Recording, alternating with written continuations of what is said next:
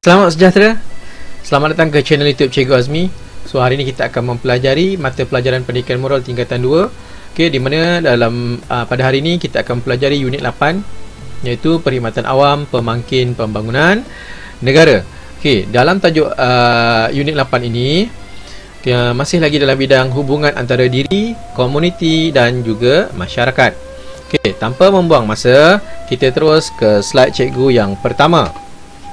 Okey, seperti anda dapat lihat dalam slide ini, anda akan mempelajari perkhidmatan awam pemangkin pembangunan negara. Dalam unit ini, anda akan belajar mengenai agensi perkhidmatan awam yang terdapat di Malaysia. Okey, kita akan lihat apa sahaja perkhidmatan awam yang ada kat Malaysia. Yang kedua, kepentingan agensi perkhidmatan awam kepada masyarakat. Yang ketiga, cara menghargai agensi perkhidmatan awam. Yang keempat, peranan agensi perkhidmatan awam yang efektif untuk meningkatkan kesejahteraan hidup kita semua. Dan yang kelima, perasaan terhadap keberkesanan agensi perkhidmatan awam yang disediakan. Okay, apa perasaan kita bila perkhidmatan awam tu diselenggara dengan baik oleh orang-orang yang dilantik. Okey, yang terakhir, tingkah laku berhemah terhadap agensi perkhidmatan awam. Okey. So, antara cadangan nilai yang akan kita pelajari hari ini ialah bertanggungjawab. Yang kedua, patriotisme. Okey, patriotism. Okey, yang ketiga, berterima kasih. Yang keempat, hemah tinggi. Yang kelima, rasional. Okey, hari ini kita lihat agensi perkhidmatan awam yang terdapat di Malaysia. Okey. Kalau anda dapat lihat dalam slide ini, setiap negara termasuk Malaysia mempunyai agensi perkhidmatan awam yang tersendiri. Okay, agensi perkhidmatan awam ialah organisasi atau badan yang mengendalikan sesuatu tugas, usaha, khidmat dan bertanggungjawab melaksanakan dasar kerajaan. Okay, agensi perkhidmatan awam mempunyai peranan yang penting, terutamanya dalam memastikan pembangunan negara dilaksanakan mengikut perancangan yang telah ditetapkan. Okay, antara agensi perkhidmatan awam yang terdapat di Malaysia, yang pertama, mahkamah. Ini tempat pesalah-pesalah dibicarakan sebelum dijatuhkan hukuman. Kemudian Jabatan Imigresen Malaysia. Kita nak keluar negara, nak berurusan keluar negara, kita akan berurusan dengan jabatan ini. Kemudian Jabatan Penerangan Malaysia. Sekolah, macam biasalah, tempat kita menimba ilmu. Kemudian Polis Diraja Malaysia, antara yang menjaga keselamatan dalam negeri. Seterusnya, Suruhanjaya Pencegahan Rasuah Malaysia, di mana mana-mana pelaku rasuah, pemberi dan penerima rasuah akan didakwa di bawah Suruhanjaya Pencegahan Rasuah Malaysia. Sekiranya ada mana-mana yang curiga terhadap yang sekiranya ada anda mengesyaki ada pelakuan rasuah, anda boleh membuat aduan di Suruhanjaya Pencegahan Rasuah Malaysia, tetapi jangan membuat laporan palsu.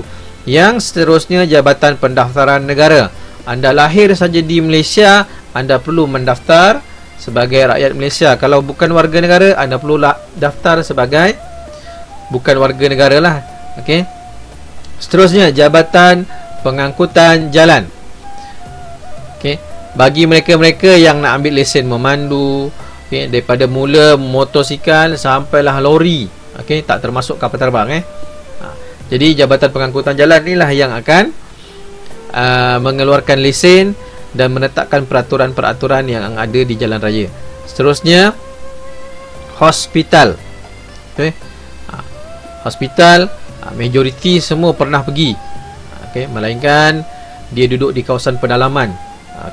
Duduk di kawasan pedalaman dan biasanya kawasan pedalaman dia hanya ada klinik.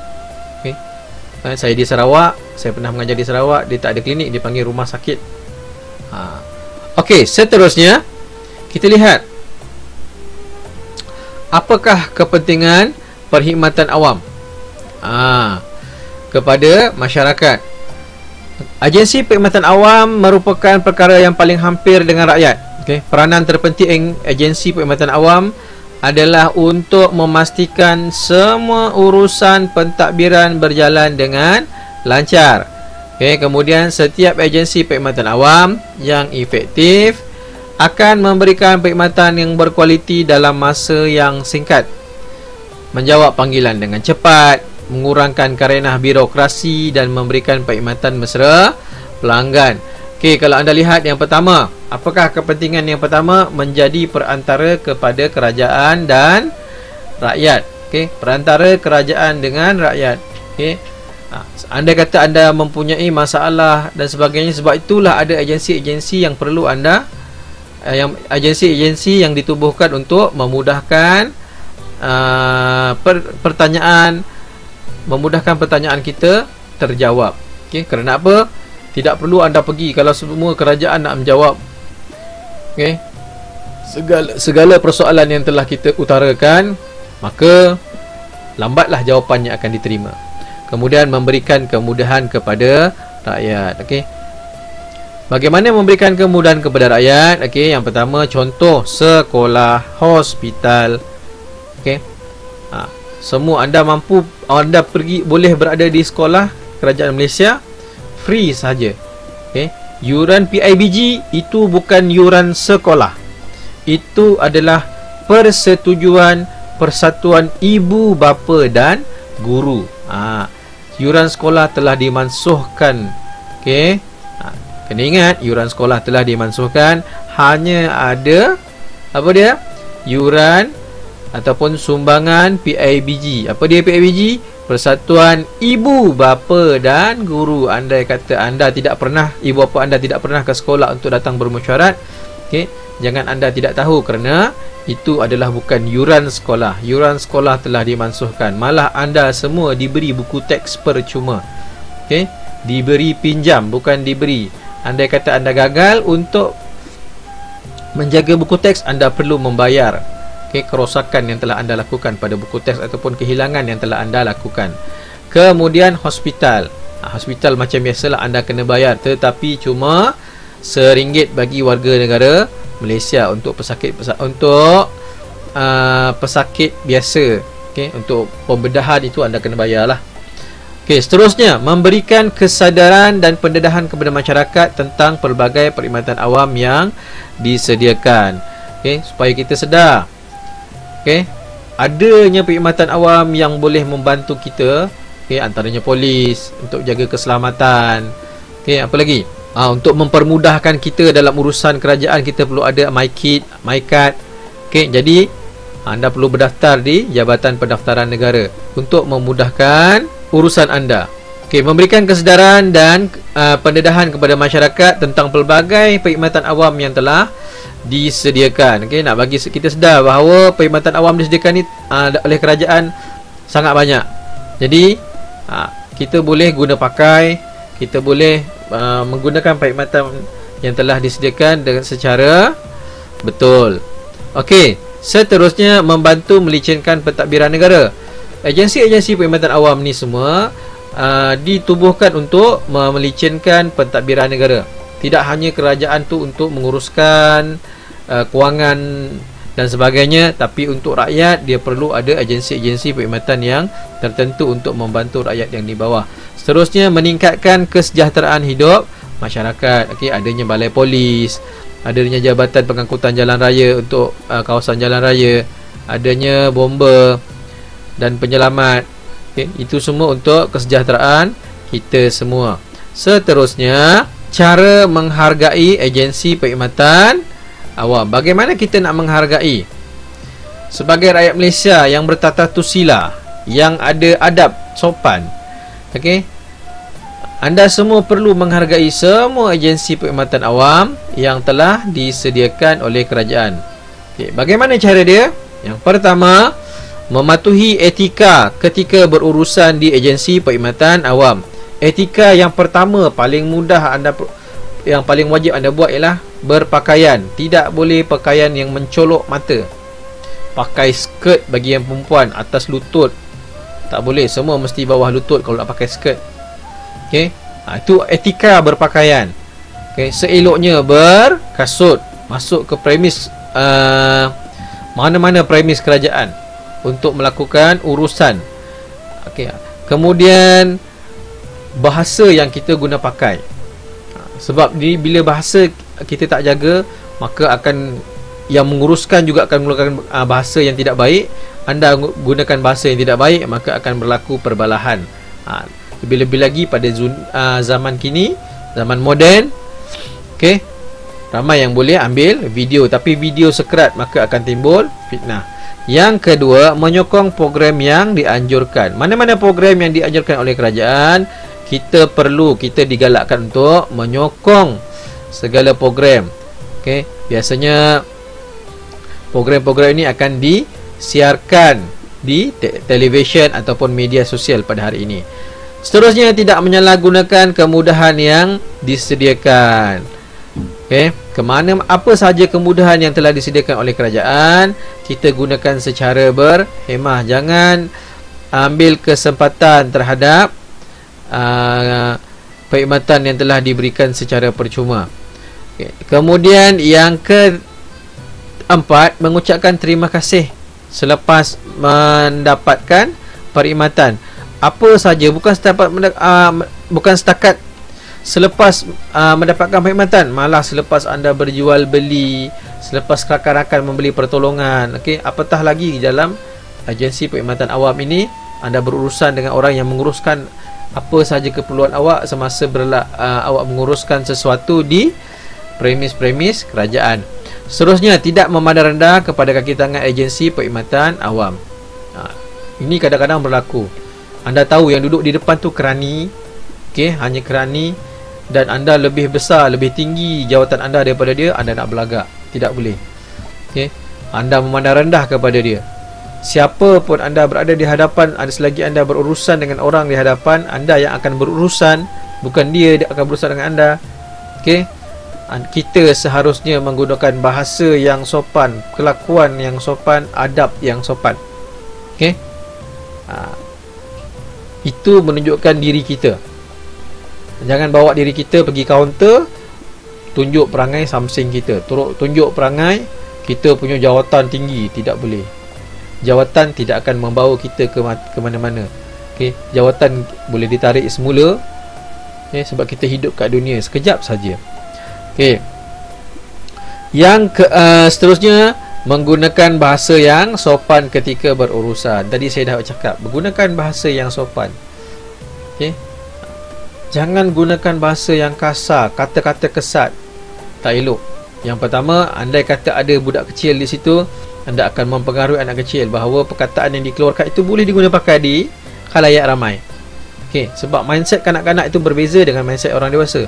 Bila mindset orang dewasa, anda semua para remaja, anda semua akan cakap, oh, benda tu tak bagus, tak sopan. Tapi peringkat kanak-kanak sehinggalah peringkat remaja mudah terpengaruh menggunakan kata-kata ini. Dan sekiranya ada mereka-mereka semua, okey, anak-anak kecil tadi itu, mereka akan mudah terpengaruh bila mereka besar. Sebab apa?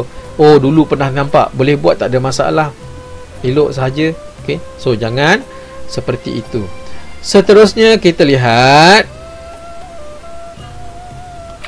okey, peranan agensi perkhidmatan awam. Apakah peranan agensi perkhidmatan awam? Kita ambil sikit saja. Yang pertama, Polis Diraja Malaysia. Apa peranan dia? Memelihara undang-undang dan ketenteraman. Okay, yang pertama. Yang kedua, mengekalkan keamanan dan keselamatan Malaysia. Okey, fungsi dia sebagai agensi perkhidmatan awam.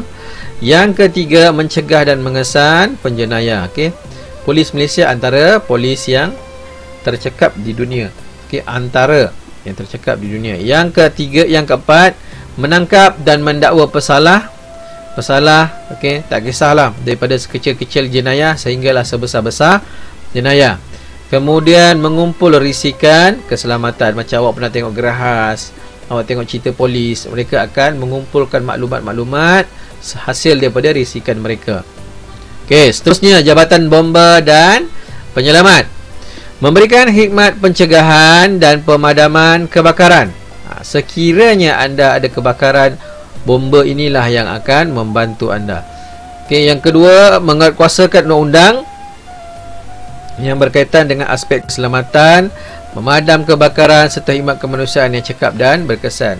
Okay, biasanya bomba ni dia akan memberi Kalau di sekolah dia akan memberi ucapan, memberi contoh-contoh, memberikan cara-cara untuk memadam api, memberikan cara-cara bagaimana nak melarikan diri daripada berlaku bahaya. Ini semua kerja bomba. Dan malah lebih lagi pada hari ini, di mana bomba hari ini bukan setakat buat benda ni je. Apa lagi? Kucing tersangkut atas pokok, anjing tersepit besi, semua panggil bomba. Ada ular masuk rumah, itu semua kita panggil bomba. That's why kadang-kadang bomba tak cukup kaki tangan, mereka terpaksa minta bantuan daripada Jabatan Perkhidmatan Awam, yang baju biru, JPAM. Yang seterusnya, Jabatan Penerangan Malaysia. Kalau tengok sini, apa fungsi dia? Memberikan penerangan dan penjelasan tentang dasar, falsafah dan wawasan negara. Dia akan memberi penjelasan terhadap apa sahaja masalah yang ada di dalam negara. Yang kedua, membina, mengukur dan menyebar luas jaringan komunikasi yang menyeluruh dan berkesan dalam menguruskan penyampaian maklumat. Ini antara salah satunya kita guna pakai telefon bimbit. Ada jaringan komunikasi di bawah inilah dia. Seterusnya, Suruhan Jaya Pencegahan Rasuah Malaysia. Apa dia? Menerima aduan tentang perlakuan rasuah dan salah guna kuasa. Macam saya cakap tadi, anda menerima, anda memberi, dua-dua kena dakwa. Yang seterusnya, menyiasat aduan rasuah dan salah guna kuasa sebagaimana peruntukan di bawah Akta SPRM. Sebelum mereka disabitkan kesalahan, perlu dia siasat terlebih dahulu, betul ke tidak, ketakut jatuh fitnah. Yang terakhir, mendakwa orang ramai untuk membenci dan menentang jenayah rasuah. Sebab rasuah ni antara jenayah yang kita tak nampak. Dia bermain dengan wang ringgit. Sampai di sini saja pembelajaran kita pada hari ini. Jadi pada hari ini kita dah mempelajari unit 8, iaitu Perkhidmatan Awam, Pemangkin Pembangunan Negara, di mana dalam unit ini anda telah mempelajari agensi perkhidmatan yang telah terdapat di Malaysia. Yang kedua, iaitu kepentingan agensi perkhidmatan awam kepada masyarakat. Yang ketiga, cara menghargai agensi perkhidmatan awam. Yang keempat, peranan agensi perkhidmatan awam yang efektif untuk meningkatkan kesejahteraan hidup. Yang kelima, perasaan terhadap keberkesanan agensi perkhidmatan awam yang disediakan. Dan yang terakhir, tingkah laku berhemah terhadap agensi perkhidmatan awam yang disediakan. Selepas anda mempelajari tajuk ini, diharap anda boleh mengaplikasikan tingkah laku berhemah terhadap agensi perkhidmatan awam. Sampai di sini saja pembelajaran kita pada hari ini. Sebelum kita berpisah, jangan lupa like dan subscribe video channel YouTube Cikgu Azmi. Selamat sejahtera. Kita jumpa lagi. Sekian, terima kasih.